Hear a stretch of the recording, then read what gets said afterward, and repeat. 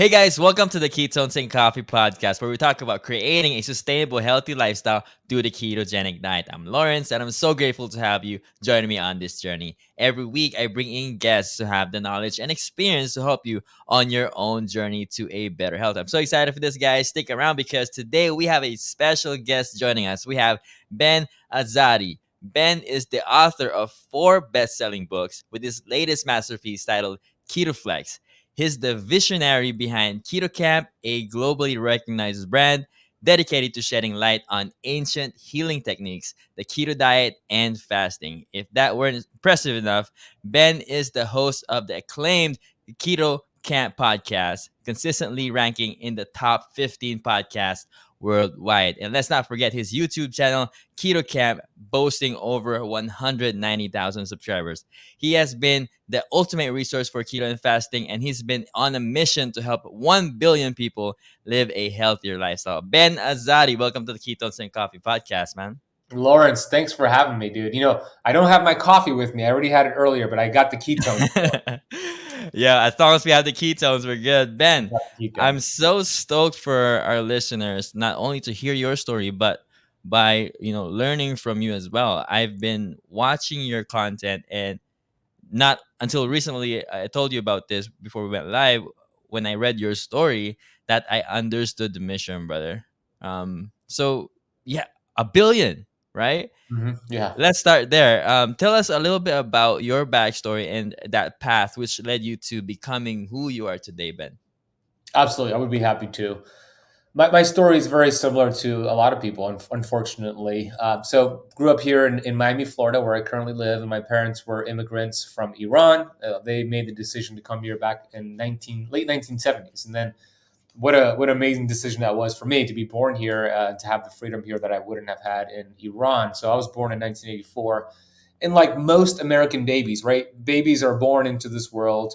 Babies that are breastfed are naturally in this state of ketosis. They're consuming saturated fat and cholesterol in the breast milk, and there's some sugar there, but the baby's naturally, using the sugar and going in and out. So this baby, myself, I was a nice little fat burner. We're all born to burn fat, right? But then what happened was I got weaned off the breast milk, and then boom, followed a standard American diet. So I was eating high processed carbohydrates, eating frequently, and I took my body, which was a naturally fat burning body, and I turned it into a really efficient sugar burner. And I say efficient in a jokingly way because it was very inefficient, meaning it was aging myself faster. So I was very unhealthy growing up. I was obese as a kid. I had really low self-esteem, low self-confidence. I was dealing with depression, suicidal thoughts, drug addiction, video game addiction, sugar addiction. And I was one of those kids who would go to like a beach party or a pool party, and I would never take off my shirt, leave the shirt on. I don't want people to see my stomach. I was so embarrassed of my body at that time. And so nothing really changed as a kid. This is my life. Somebody who was just doing whatever, tiptoeing my way through life. And then I ended up turning into adult and going to college, and nothing changed with my habits. Still doing drugs, still eating sugar, still playing video games. And I found myself back in 2008, a 24-year-old man who weighed 250 pounds, who was physically obese with devastating lower back pain, knee pain, inflammation, brain fog, but more importantly, mentally obese and going through a really difficult time in my life where I was in a relationship for almost 4 years, and she ended up leaving the relationship because really all I wanted to do was play video games and eat, and that was not, rightfully so. She made the right decision to leave, but back then I was devastated. So I was depressed. I was in a rock bottom place, and I don't use that word lightly. I was on the internet exploring ways to end my life because I was just tired of being in pain every day.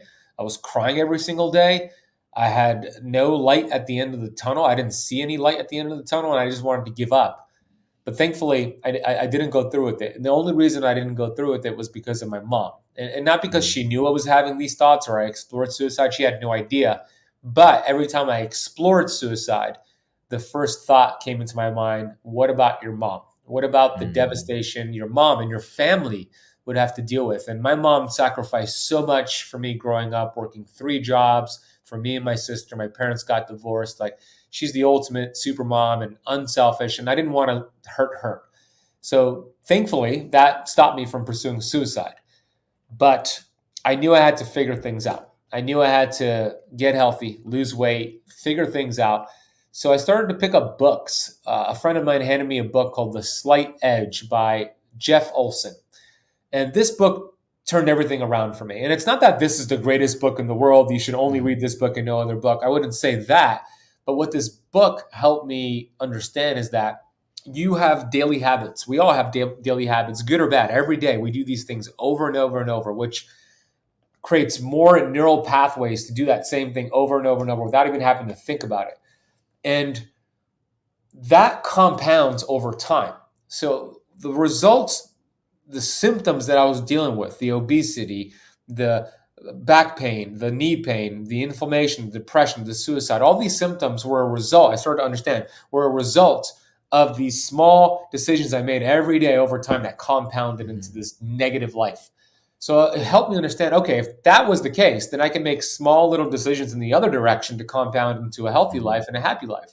So it helped me understand that little things that we do every day, these small tweaks, could lead to this giant peak. So I started to move my body, started to eat real food. I started to pick up more books like Dr. Wayne Dyer, changed my life, understanding the mental component of health and longevity. Bob Proctor changed my life. Tony Robbins changed my life. I fell in love with all these books, but it all started with me taking responsibility because I never took responsibility. And Mm. the second we take responsibility is the second that we change our life for the better. And most Mm. people, I believe, Lawrence, don't even understand that word responsibility. I mean, we've heard it before, but do we really understand what it means? So for me, it is our ability to respond to life. That is our responsibility. Mm. My ability to respond to life was poor. So my results were poor. When I changed my ability to respond and I took ownership, then I stopped being the victim of my history and I immediately became the victor of my destiny. So I put my foot down, took action, read books, went through all these books. And 9 months later, I lost 80 pounds. I went from 250 Mm. pounds to 170 pounds. I went from 34% body fat all the way down to as low as 6% body fat, size 38 waist to size 30 waist. Finally achieved a physical six pack, which was always a dream for me. But Mm. most importantly, I achieved a mental six pack and what it did for my mental health and my thoughts. And all those addictive behaviors that I had towards sugar and drugs and video games transferred into understanding health and educating more people. And that was the start, the genesis of me getting into the health Mm. space. And along the way, my dad ended up getting sick, and we could talk about that. But that was a Mm. little bit later on the journey. But that's where it all started for me. And I really believe the starting point for great change is the responsibility. Man, I love when you said that, man. Responsibility, ability to respond to life, man. That's powerful. Man, I want to thank you for sharing that story, brother. That's really powerful for a lot of people, man. Just giving them hope. For you, just sharing your story with, many people coming on this podcast, coming on different podcasts and really going online and sharing it publicly is not easy, brother. Like, but change is not easy. And, you know, committing to change is not easy. There's a lot of mindset shifting that needs to happen for someone, right? To get into that mindset of commitment. When you get committed, like, it's either verbally or, you sign a dotted line, you are bound by that commitment. It's a much stronger binding force. But we all have failed on dieting, right? But back then you are like you're interested enough, and in turn, you made a change, right? And sometimes we fall short, but that's okay. We fail. But, how about you? When did you first realize, Ben, that you've committed to this journey? And how can you tell if a client is committed to enough to see it through? Like, because you Mhm. were, right? It's a great question. Yeah. When did I realize I was committed? I realized I was committed when I was invited to like barbecues and parties, and my friends would offer me beer or wine or Mm. alcohol and chips and pizza, and I would say no to it. And because the thought, the energy I put into accomplishing my goals weighed more than the temporary satisfaction of the food or the drink. So that was the second that I felt committed. And you're right, there's a big difference between being interested in something and being committed. There's a gentleman named Ken Blanchard who said, when you're interested in something, you do it until it's convenient. When it gets hard, you give up. When you're committed, you do whatever it takes. You accept nothing except results. So I ended up committing. And when you commit, everything else falls into place. Everything else, the universe comes together, people come together, things form to make it happen for you. I know with students that when they say, I'm going to try it, that they're not committed, because I believe trying is failure with honor. It's kind of giving you an excuse to not commit. So that word try is a bad word in my vocabulary, because it's really giving them an excuse to give up eventually when it gets hard. But when they say, I'm going to do whatever it takes, I'll figure it out. And if it gets tough, we'll make some pivots. Like, that's somebody who's committed. You're either 100% committed or you're not. There's no such thing as being 99% committed. If you're 99% committed, you're 100% not committed. It's a yes or no sort of thing, black or white sort of thing. You can't be almost pregnant or mostly pregnant. You're pregnant or you're not pregnant. You're committed or you're not committed, right? So that's the sort of mindset we have to have. And it's hard. It really is hard. It's very difficult to commit to something, because you have all of the social pressures, you have the real life experiences, you have all these things that come up. Yeah. When you continuously put your eyes on the prize and your goals, and your why is very, very strong, then the hows become easier. When you align, when you get clear on your values, your highest values, then every decision becomes easier, because you could line up that decision with, does it line up with your goal and your values? If it does not, then it's an easy no. But if you're not clear on your values and you're not sure, then you're going to say yes to things that are going to harm you and your health. So I was clear on my goals and my values. So having pizza or chips or beer or whatever, or staying out late, didn't align with me achieving that goal. So it was an easy thing for me to say no to. As difficult as it is in that moment, over time, it's like a muscle. It gets easier and easier and easier, but it isn't until you get clear on your why, then it's easier to commit to it. How did you figure out your why then, Ben? That's really important for a lot of people to make that change, because I always say this, it may be a simple change, right? Learning fasting, learning how to eat the proper way, the proper diet, but like having a why, I think, is the most important thing when you start when you're starting the process. When did you find out that why for you, Ben?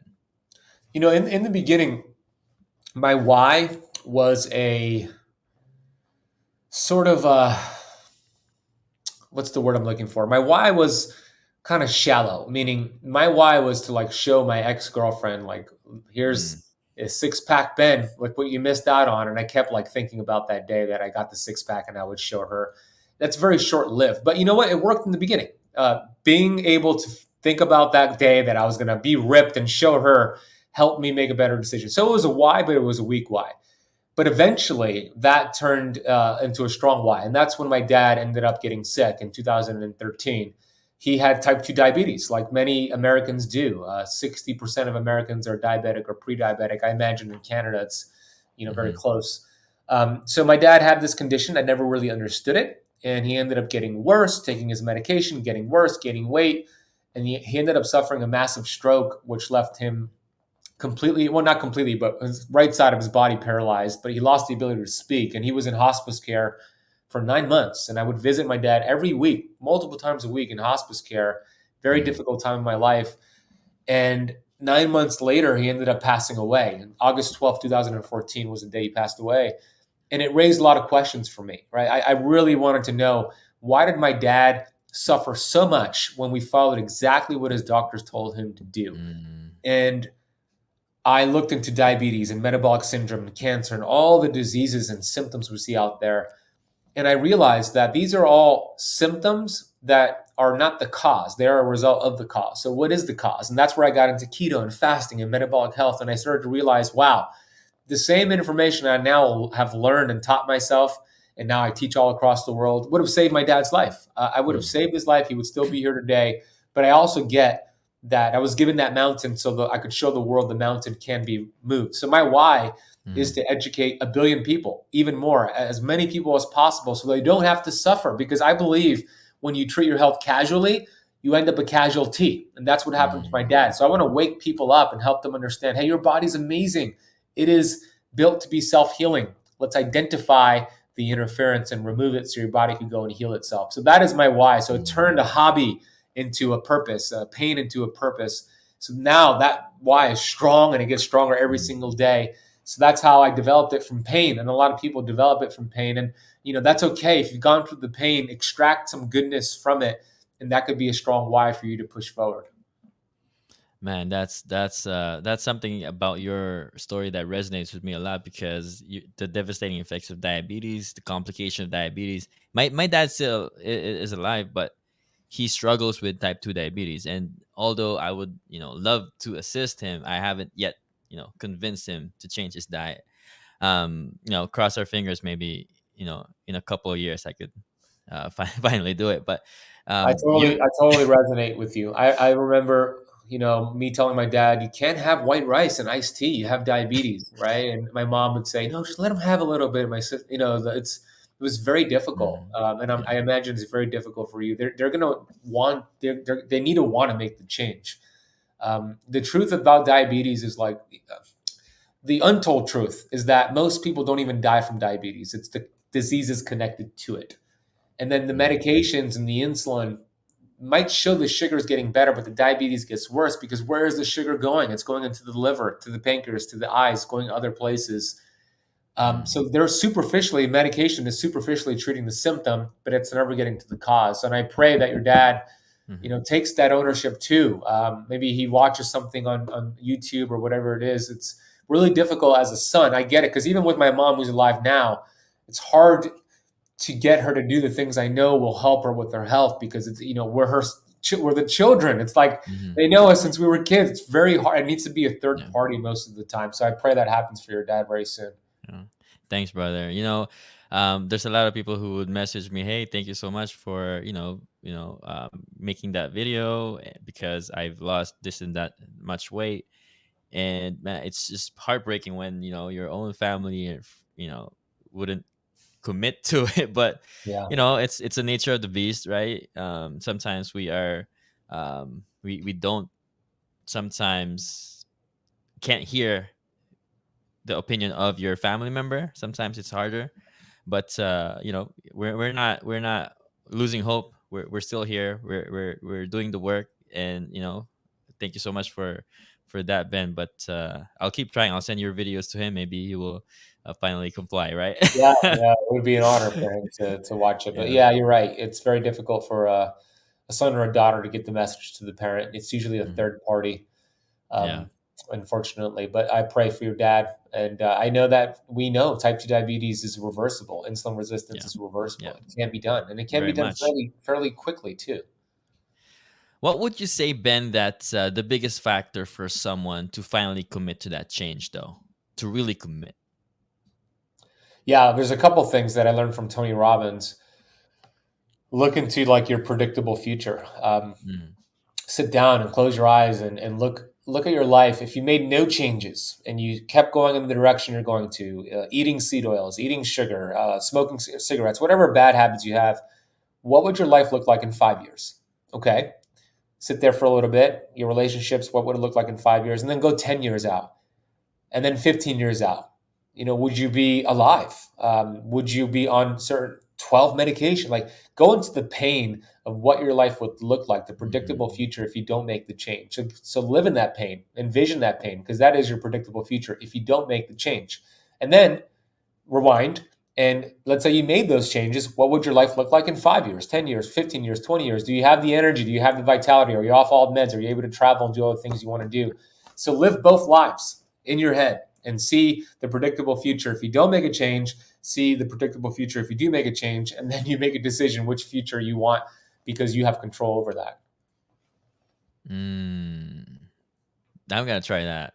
It's good. It works. um, let's get to the concept of Keto Flex. We're limited on time, but your book Keto Flex has received widespread acclaim from prominent figures in the fasting and keto community, including like the likes of Dr. Jason Fung, Dr. Ben Bickman, among others. One intriguing aspect of the Keto Flex lifestyle is that its applicability to different individuals, where there's a story about a keto couple, right? Goes into the keto diet, and the guy loses a bunch of weight, right? Gets a six pack abs. On the other hand, we got the woman who's still struggling with her weight, even after if she adapts the keto lifestyle. So what is she doing wrong, right?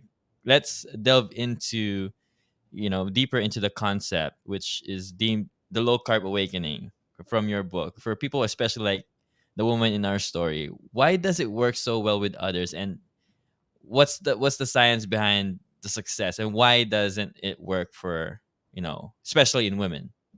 It's a great question because you're right. There's a science to keto, and there's a lot of research showing what keto could do for mitochondrial health, for Mhm. lowering inflammation and reversing diabetes, and even for cancer patients. There's the science is clear and it's amazing. But then we have the art. So there's the science, and then there's the art. The art is where you customize it for that person. So the example you just gave is perfect because a married couple both go on the same plan, a guy and a gal. The man's probably going to get better results. Most of the time, he's going to lose weight faster, feel better faster. That's just the way it goes. I'm sorry, ladies. Hmm. The women might not get the same results because you're not supposed to do it the same way, first of all.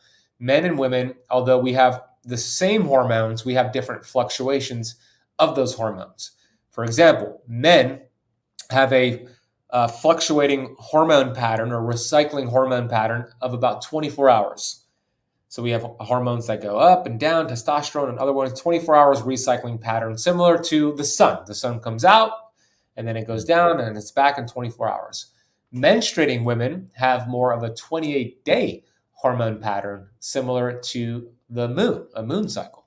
And then menstruating women have a different set of hormones. So that means men do it differently than women, and then women who are menstruating do it differently than women that are postmenopausal. But even with those examples, there's so many different intricacies. For example, if the woman in this example you're giving has a fatty liver or something she's done to beat up the liver, too much alcohol, too many carbs, but the guy has a healthier liver, he'll produce the bile. His liver, the guy's liver, will produce the bile to break down the fat and assimilate those nutrients and feel good and lose weight. The woman will not produce healthy bile and she won't break down the fat and she might have diarrhea and actually not feel so good on keto, right? So then that's where the customization comes into play. That's where the art comes into play. That's why it's so important to get into a community or get a coach or have somebody guide you because there's so many different moving parts here. But the point of the story here is that we got to do it differently. Every single person does it differently. That's where the art comes into play. We could give the rules, we could give the general guidelines, then you Mhm. apply it for your unique health history and your unique goals and all the other factors that I mentioned. I'm really intrigued about the how would you start people with the keto flex lifestyle, because that's something I haven't explored, that part, becoming metabolically flexible. I've always been, ever since I started on a ketogenic diet. But if we can explore that first, there's four pillars Yeah, you mentioned in your book, and let's talk about the first one. Walk us through the key principles and strategies you recommend for helping individuals transition to the keto flex lifestyle, if we could call it that. absolutely. How long, Lawrence, have you been doing keto? Going on 3 years now. 3 years. Strict? You haven't gotten out of it? I did going carnivore and then going back to keto. Sometimes dirty keto, sometimes, so maybe I have. Okay, cool. That's a commitment, man. Good job. So the Keto Flex pillars, yeah, four pillars as you mentioned. So the first pillar is called adapt, getting the Mm, person fat adapted. 88% of American adults are sugar adapted. They're metabolically inflexible. They've got some sort of metabolic challenges going on. They're unhealthy. And some studies suggest 93% of American adults are metabolically unhealthy. So they're what I call in a keto deficiency. They are in a keto deficiency. That's a real problem we have. That's an epidemic right there, a keto deficiency. So we want to get them into ketosis. So we get them fat adapted. We get them lowering their carbs. Total carbs, upper limit 50 grams per day total. Some people need to mhm, drop it down to 20 if they're more insulin resistant, but let's say 20 to 50 grams of carbs total per day mm, from non starchy vegetables. and then increasing their healthy dietary fat, like saturated fat and monounsaturated fat, and then also dietary protein, ideally animal-based protein. And then in about 7 days, for the average person, they are in ketosis, and they could test with a blood finger prick. I prefer blood versus breath and urine. So Mhm. they would see zero point 0.5 or higher on that finger prick, which is measuring one of the three ketone bodies, beta hydroxybutyrate, which signifies you're in ketosis. And once you're in ketosis for a few days, you're what I consider fat adapted. Your body's now burning fat instead of sugar. Now, I have to make a caveat here because some people might take 14 or 21 days to get into ketosis, depending on how severe their metabolism has been challenged over the years. But most people, 7-10 days in ketosis, getting them to burn fat instead of sugar. And we leave them there for a little bit. We get them familiar with burning fat instead of sugar. And then the second pillar, now we transition them to the second pillar, which is called fast. And it's Mm. called fast because now we incorporate intermittent fasting and intermittent fasting strategies. And fasting and keto go hand in hand. They both do a really good job together. I don't like to do too much fasting too soon because if they're still burning sugar, they have a Mhm. lot of challenges with doing a lot of fasting. So I like to get the ketones going because as glucose drops during a fast and they deplete their glycogen stores, their sugar reserves, the brain won't panic because they have ketones in the brain, beta Mhm. Mhm. hydroxybutyrate. So then we pair with fasting. We do different styles of fasting. I'm a big fan of changing up the fasting schedule. I like an 18-6, which is Mhm. 18 hours fasted, 6 hours eating, with the eating window being earlier in the day. I like throwing in a 24-hour fast. So different routines for the fasting. And then once they complete that, and now they really have built up their fasting muscle, then they shift into the third pillar, which is called phase. And you mentioned carnivore. That's exactly what we do. I'm a big fan of carnivore, and it's called phase because we're phasing out these anti-nutrients, these lectins and oxalates and phytates and all tannins and all these other anti-nutrients commonly found in plants that have Mhm. been harming a lot of people and they're not aware of it. So we do carnivore, where it's protein and fat, no carbs, no plants, and we leave them there for a little bit, 30 days, 60 days, depending on the person. And then once they've completed those first three pillars, they should be keto adapted. Now, this is different than fat adaptation. As I mentioned, fat adaptation could take place in 7 to 14 days, verified by being in ketosis zero point 0.5 or higher for a few days in a row, burning fat instead of sugar.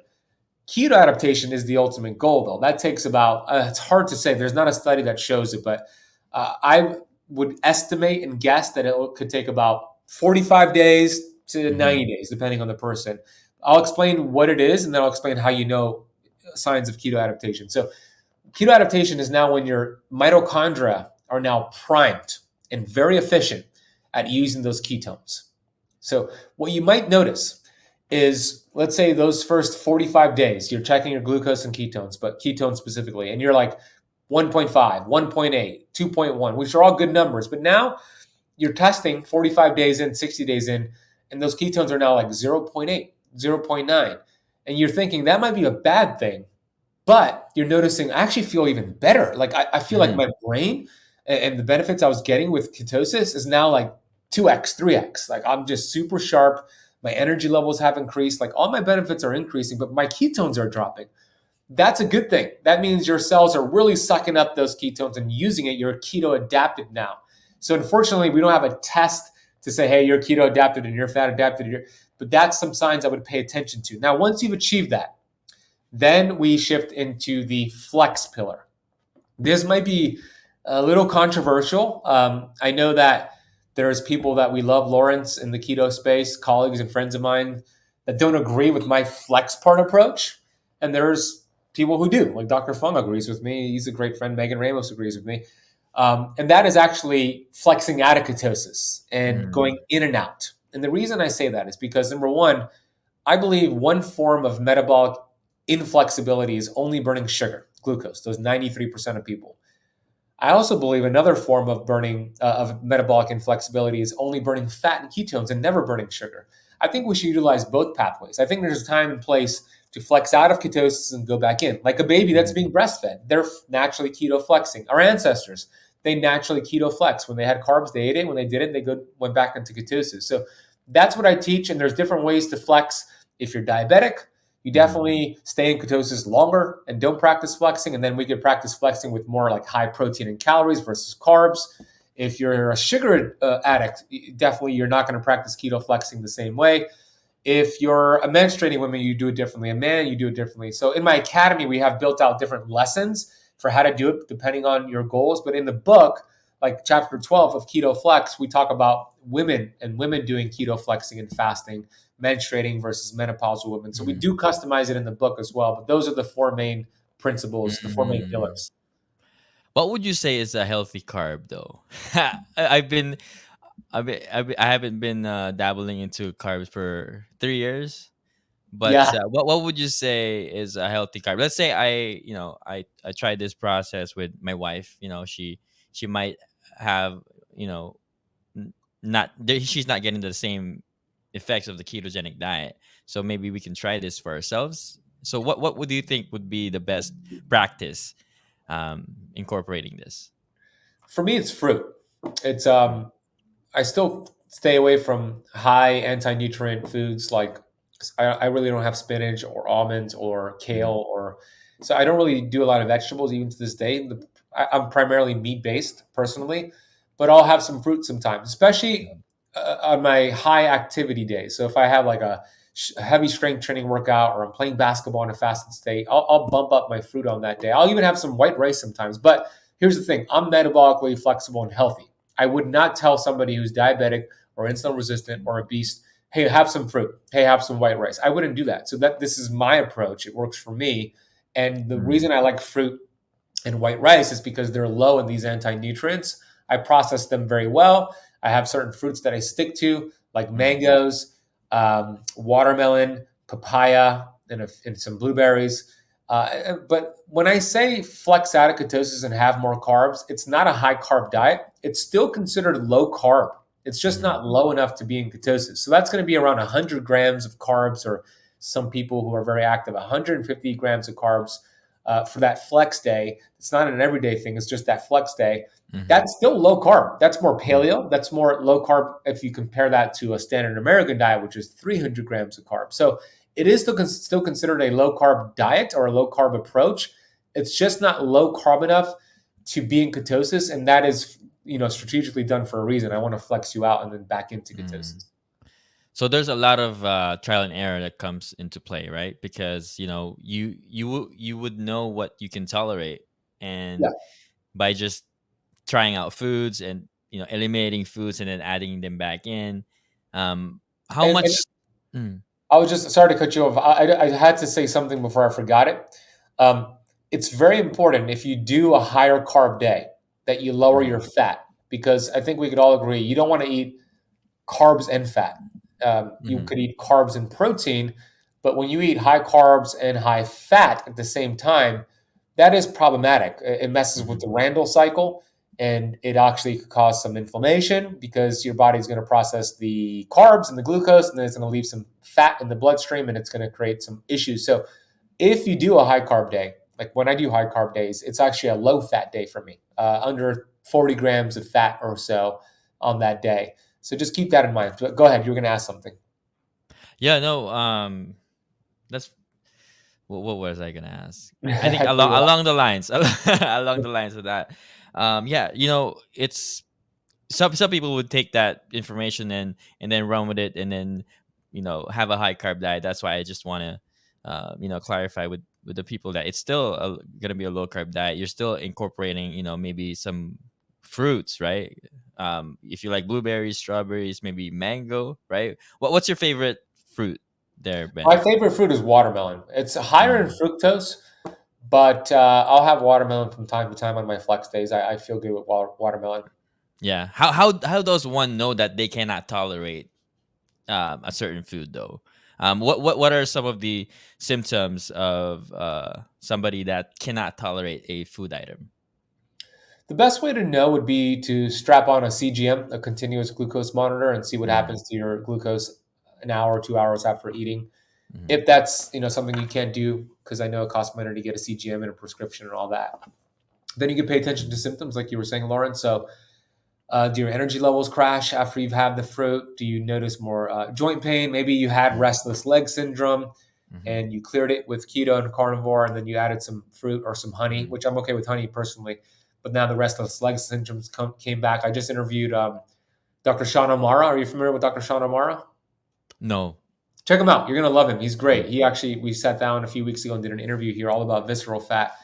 But he was talking about how he used to have he had restless leg syndrome, and then he did carnivore, well, paleo, keto, and then carnivore, and it got rid of it. And then he was being interviewed by Dr. Paul Saladino, and Dr. Paul Saladino was like, you should incorporate some raw honey.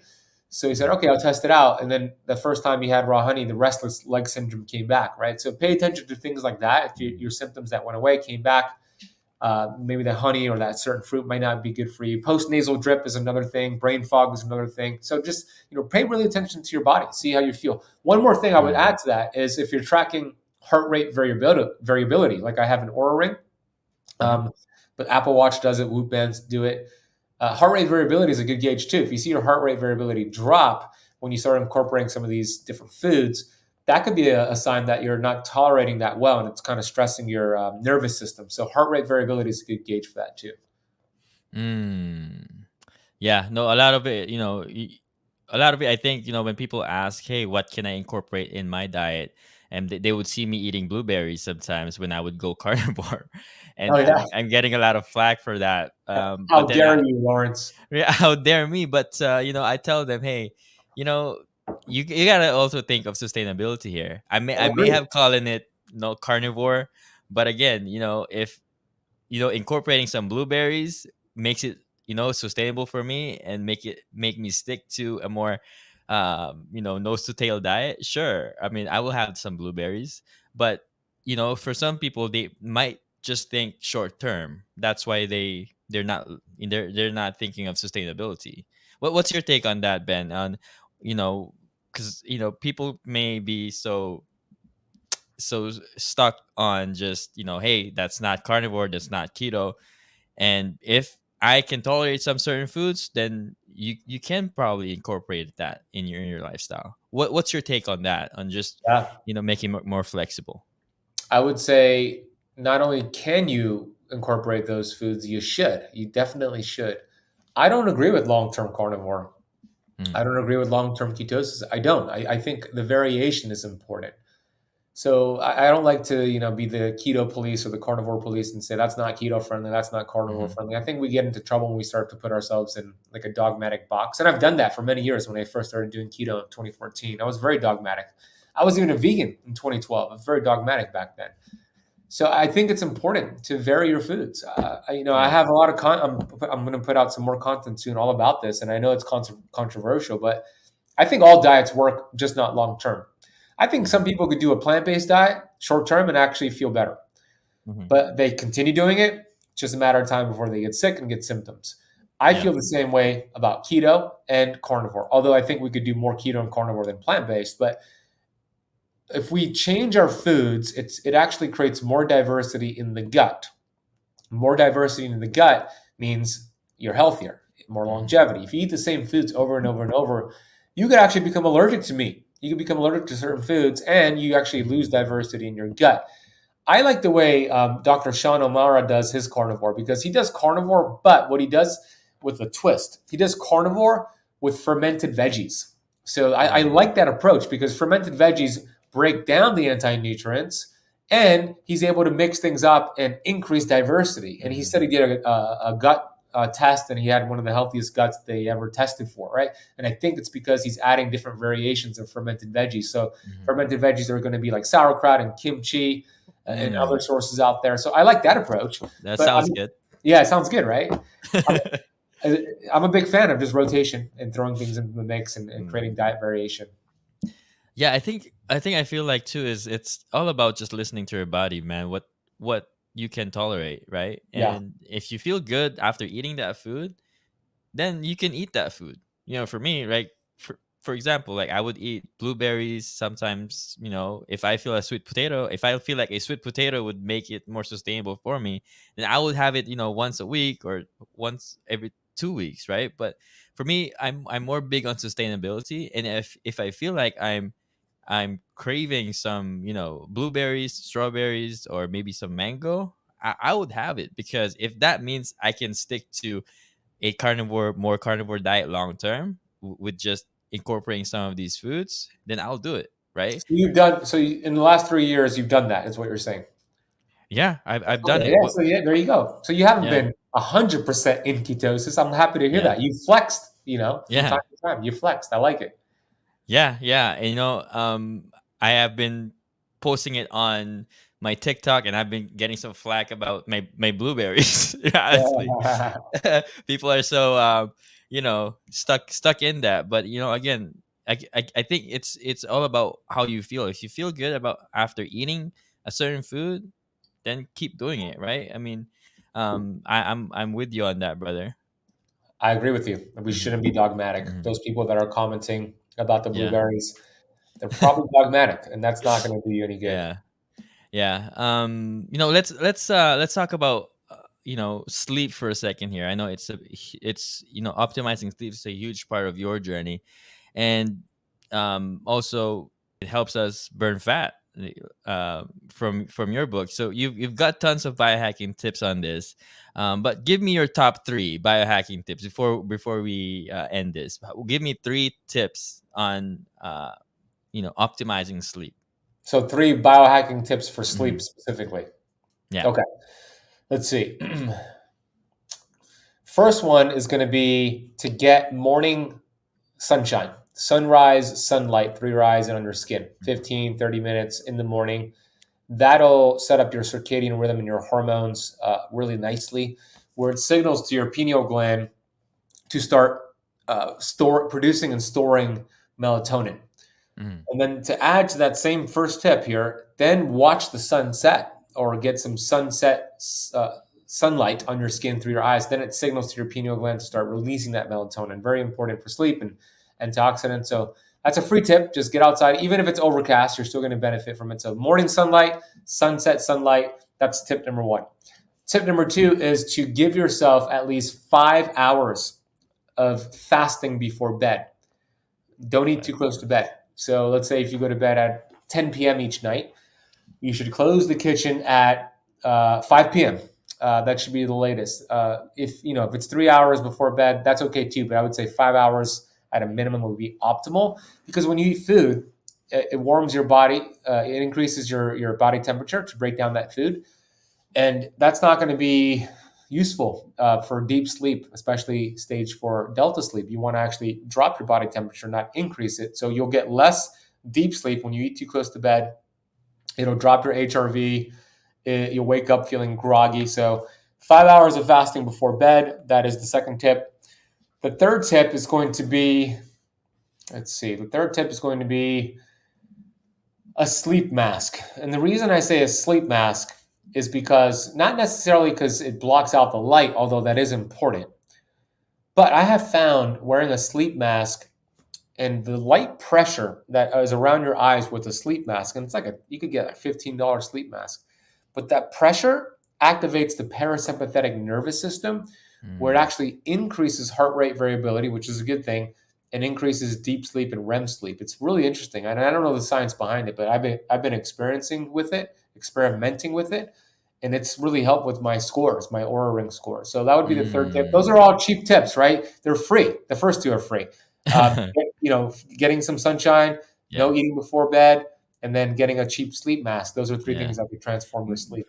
but I'll be honest, it's been getting a lot colder in the AMs, right? But it's been, in the low 8 degrees Celsius here in the morning.